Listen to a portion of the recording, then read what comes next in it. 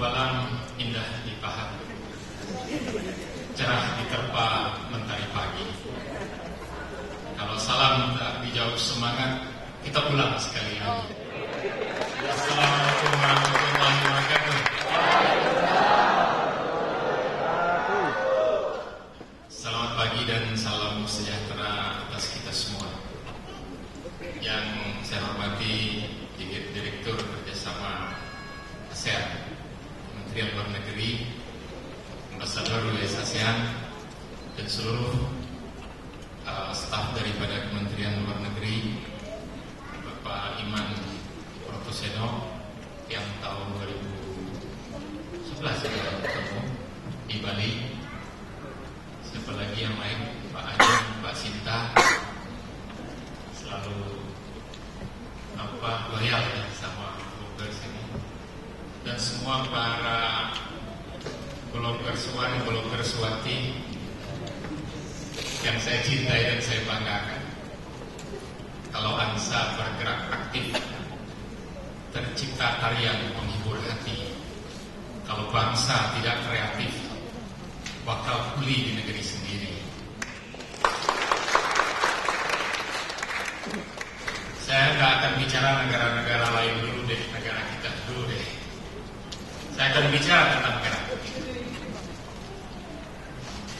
Apa yang Indonesia miliki sebelum kita mengkonekkan dengan negara-negara lain. Apa yang sudah terjadi konektivitas di negeri kita ini, dan bagaimana semangat kita untuk menyambungkan, bukan saja secara fisik, tapi lebih penting lagi secara hati. Indonesia itu punya modal yang sangat besar. Tadi sudah disambung dan diulas oleh Bapak Dirjen Kerjasama ASEAN, bahwa Indonesia itu terluas di ASEAN.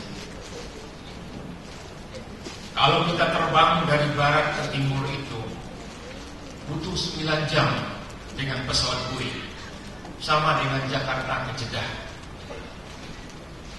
Jumlah pulau itu 17.508 pulau. Lebarnya dari barat ke timur itu 5.400 km lebih. Memang lain takaran kita dengan Singapura, lain takaran kita dengan Malaysia, lain takaran kita dengan Filipina. Saya terlihat apa ulasan daripada Dr. Mahathir Muhammad dalam komentarnya terhadap buku yang ditulis oleh Mr. Lee Kuan Yew yang berjudul How to Build a Nation, bagaimana membangun suatu bangsa. Mahathir memberikan komentar singkatnya, Lee Kuan Yew and Singapore, that is like a small pond in a big a small frog, big frog in a small pond. Jadi kalau dibandingkan antara Lee Kuan Yew dengan Singapura itu bagaikan kodok besar di sebuah kolam yang kecil, sehingga satu ayunan saja bisa sampai di ujung.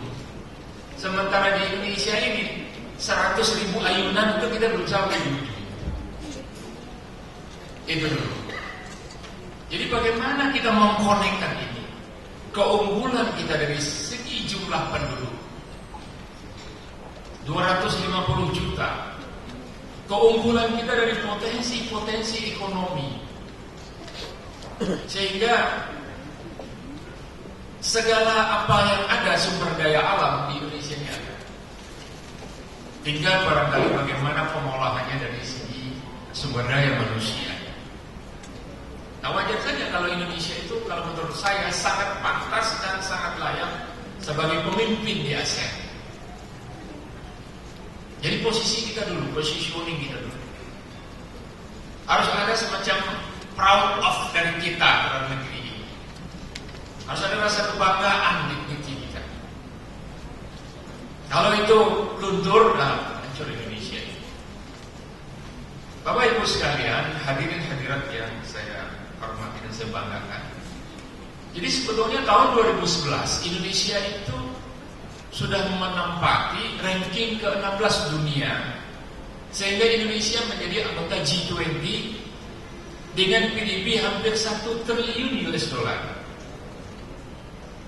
Dan sudah dicanangkan oleh Presiden SBY bahwa tahun 2011 dicanangkan kita akan mencapai satu visi 2045, persis momentum 100 tahun Indonesia merdeka, dengan PDB insya Allah mencapai 16,8 triliun US dollar dan menempati perangkat atau peringkat 8 besar dunia.